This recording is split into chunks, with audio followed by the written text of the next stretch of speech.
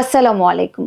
সবাইকে শুভেচ্ছা জানিয়ে কুরাইশ নিউজের বিকেলের সংবাদ শুরু করছি আমি মুজবা আলিম তিন্নি। শুরুতেই সংবাদ শিরোনাম। হাসপাতাল থেকে ছেলের বাসায় গেলেন বিএনপি চেয়ারপারসন বেগম খালেদা জিয়া।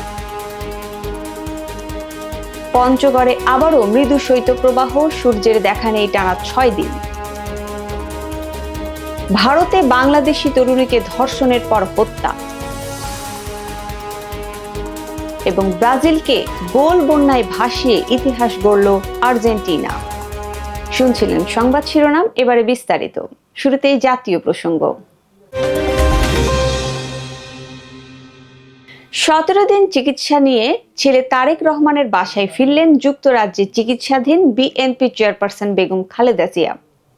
স্বাস্থ্যের যথেষ্ট উন্নতি হওয়ায় ডাক্তাররা আপাতত তাকে বাসায় থেকে চিকিৎসা নেওয়ার পরামর্শ দিয়েছেন। শুক্রবার বাংলাদেশ সময় রাত 3:30টায় তারেক রহমান নিজে গাড়ি চালিয়ে খালেদা জিয়াকে তার বাসায় নিয়ে যান। এ সময় তার স্ত্রী ডক্টর জুবাইদা রহমানও সঙ্গে ছিলেন। এর আগে তারেক রহমান বাংলাদেশি অধ্যুষিত ব্রকলিন মসজিদে তার প্রয়াত ছোট ভাই আরাফাত রহমান কোকোর মাগফিরাতে আয়োজিত দোয়া মাহফিলে অংশগ্রহণ করেন। ঢাকা বিশ্ববিদ্যালয়ের কলা, আইন ও সামাজিক বিজ্ঞান ইউনিটের ভর্তি পরীক্ষা অনুষ্ঠিত হলো আজ। পরীক্ষায় 2,934 আসনের বিপরীতে 1,25,418 শিক্ষার্থী লড়াইয়ে বসেন।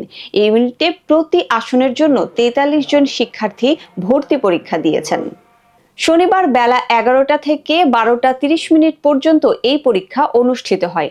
ঢাকা সহ দেশের 8টি বিভাগীয় বিশ্ববিদ্যালয়ে পরীক্ষাটি একযোগে অনুষ্ঠিত হয়।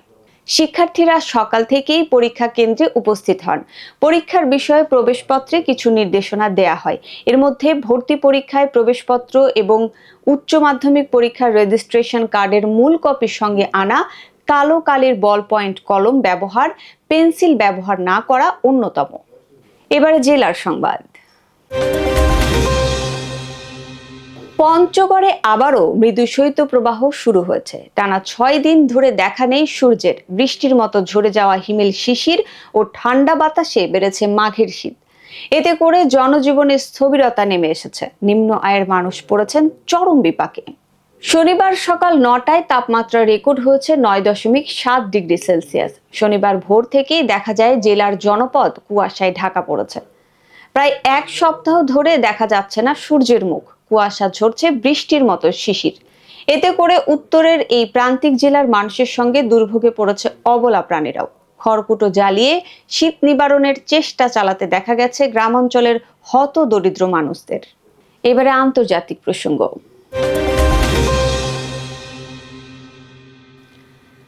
ভারতের বেঙ্গালুরুতে নাজমা নামে এক বাংলাদেশি নারীকে ধর্ষণের পর হত্যা করা হয়েছে। শুক্রবার কালকেরে লেকের পাশ থেকে ওই নারীর মরদেহ উদ্ধার করে ভারতের পুলিশ। পুলিশের বরাতে ভারতীয় সংবাদ মাধ্যম টাইমস অব ইন্ডিয়া জানায়, নিহতের কাছে বাংলাদেশের পাসপোর্ট বা অন্য কিছু পাওয়া না গেলেও তার স্বামীর কাছে বাংলাদেশি পাসপোর্ট পাওয়া গেছে। স্থানীয় পুলিশের এক জ্যেষ্ঠ কর্মকর্তা জানান, তার স্বামীর দেয়া তথ্য নিশ্চিত হওয়া গেছে। নাজমার কাছে কোনো বৈধ কাগজপত্র ছিল না, তবে নাজমার কোনো কাগজপত্র না থাকলেও তার স্বামী সুমন বৈধভাবে গেল 6 বছর ধরে ভারতে বসবাস করছেন। জানাবো খেলার খবর। দক্ষিণ আমেরিকার অনূর্ধ্ব 20 চ্যাম্পিয়নশিপে ব্রাজিলকে রীতিমতো লজ্জায় ডোবালো আর্জেন্টিনা। সেলেসাওদের 6-0 গোলে বিধ্বস্ত করে আলবিসেলেস্তারা। শনিবার ভেনেজুয়েলার মিসাইল স্টেডিয়ামে দলকে জয় এনে দেওয়ার পথে জোড়া গোল করেন ম্যানচেস্টার সিটির সাথে চুক্তিবদ্ধ হওয়া ক্লিওদিও অ্যাচেভেরি।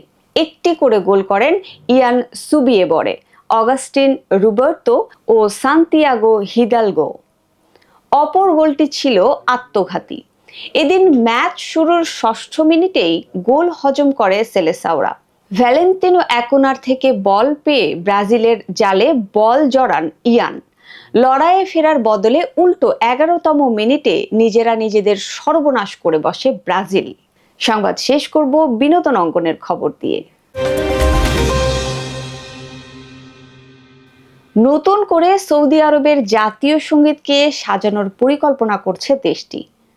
আর সেই কাজের দায়িত্বে থাকতে পারেন মার্কিন অস্কার জয়ী সুরকার হ্যান্স জিমার। বিশ্বজুড়ে সুরের জাদুকর হিসেবে খ্যাতি পাওয়া এই শিল্পী কাজ করেছেন the pirates of the Caribbean, Interstellar, gladiator ছবির সঙ্গীতে।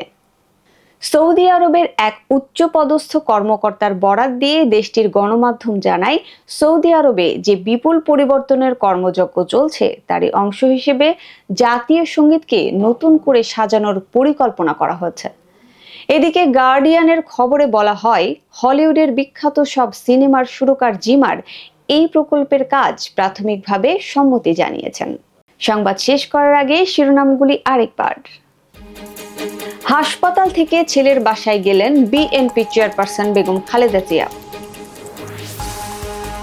পঞ্চগড়ে আবারও মৃদু শৈত্যপ্রবাহ, সূর্যের দেখা নেই টানা 6 দিন।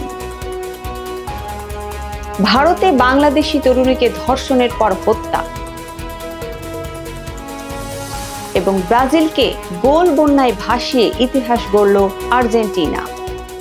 দর্শক, এতক্ষণ সাথে থাকার জন্য ধন্যবাদ। সবশেষ সংবাদ দেখতে চোখ রাখুন কুরাইশ নিউজের পর্দায় অথবা ভিজিট করুন www.quraishnews.com। কুরাইশ নিউজের পরবর্তী সংবাদ দেখার আমন্ত্রণ জানিয়ে আপনাদের কাছ থেকে এখনকার মতো বিদায় নিচ্ছি আমি মুসবা আলিম তিন্নি। আল্লাহ হাফেজ।